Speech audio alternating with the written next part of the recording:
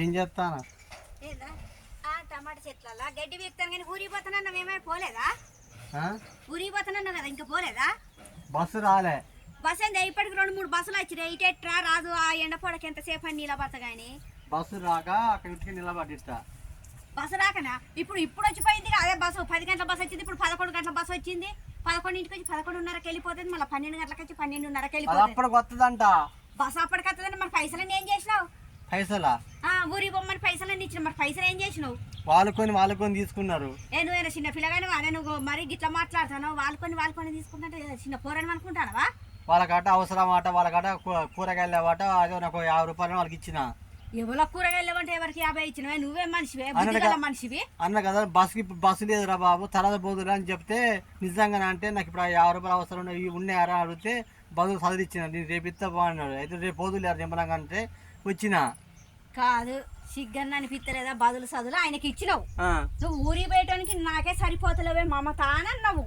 నువ్వు అట్లా కూర్చున్నావు, నేను ఎట్లా కూర్చోను మమత గిమత అని అంటివి.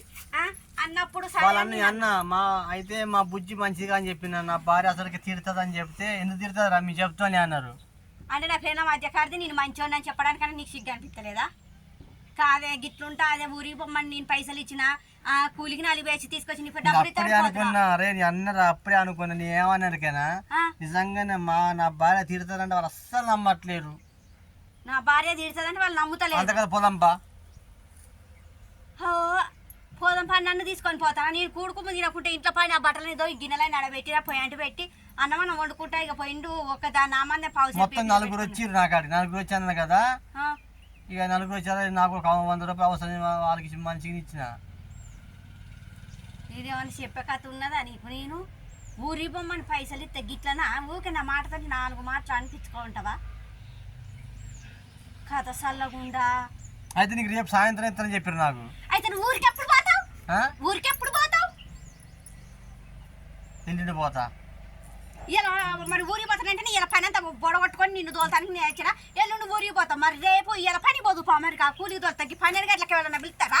వాళ్ళు రేపు ఇచ్చినాక పోతా. కనీసం ఏ మనిషి నువ్వు? నీ అమ్మాయి కత్తాన్ని చూసి వాళ్ళు తీసుకున్నారా లేకపోతే నిన్ను చూసి తీసుకున్నారా? నీకు ఎట్లా ఇయ్య బుద్ధి అయిందే? నేను వరుతానో అజ్జకారదాన్ని అయిపోతాను. నేను నా నోరు బయట ఎత్తానో కాదే. నువ్వు చేసే పనో చిన్నగా సూది కూర్చున్నట్టుంటాయి మాటలు. అయితే ఒక ఐడియా చెప్తా. చెప్తా అయితే అంతకైతే ఇద్దరు కలిసి పోదాం. పోయినాక చిన్నగా వాళ్ళ భార్యతో చెప్తాం పరాదు. మరి మీ వాళ్ళు డబ్బులు తీసుకుందని చెప్తాం పరాదు. కొంచెం నన్ను ఏమనకు. నేనేమన్నా ఇప్పుడు వాళ్ళు చూస్తే ఏమంటారు? పెళ్ళాన్ని ఏమన్నా పెట్టుకొని ఇచ్చిండు మా ఇంటి మీద పని చేయక అని అంటారు. వాళ్ళ ఇంటికి వెళ్తా కానీ నేను పోను. నేనేం చెయ్యను. మరి ఎట్లా వాళ్ళు తిడతారు నన్ను? ఇచ్చినోనికి నీకే ఇంత బుద్ధి లేదు.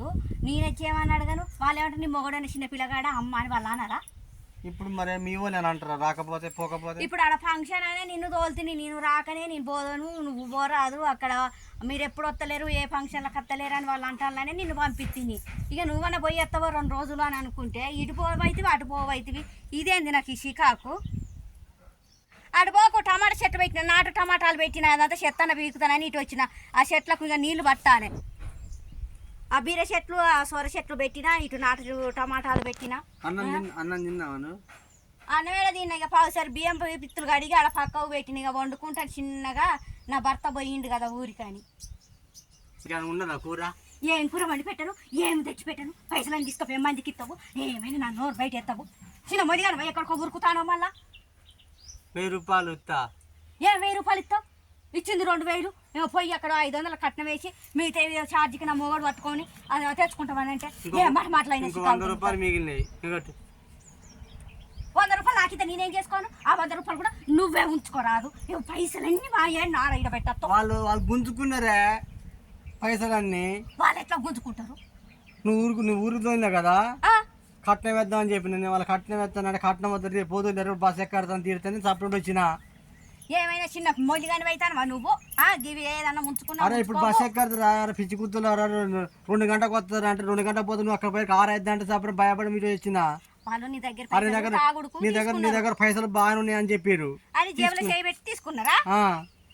ఈ 100 రూపాయలు నీ పెన్నానికి అయిపోయి ఏమన్నారని చెప్పిందా? మరి అలా కట్నం ఏమిస్తారట?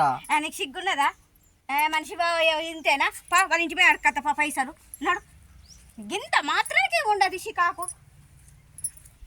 కాదు మరి అక్కడ నువ్వు ఏమన్నా వాళ్ళు తిడతారు నన్ను. వాళ్ళు తిట్టుడు కాదే, నీ అజ్జకరదాన్ని అయిపోతాను. నువ్వు చేసే కథ గిట్టున్నది. నిన్ను ఏమనాలి? నువ్వు చిన్న పిల్లగాని లెక్క అనుకొని నీ జేబులున్న పైసలు గుంజుకున్నారు.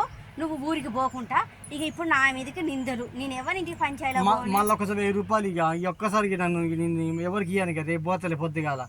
రేపు కదా ఫంక్షన్. ఇలా అందరూ రేపు కానీ పొద్దుగాల 5:30 బస్కి వెళ్ళిపోతావా? చుట్టాలు అందరూ వస్తారు ఇలా. రేపు పొద్దుగాల పోతారు. రేపు ఇద్దులే. మరి రేపు అలా అడక్కర సాయంత్రం. నేను పోయి అడకరానా?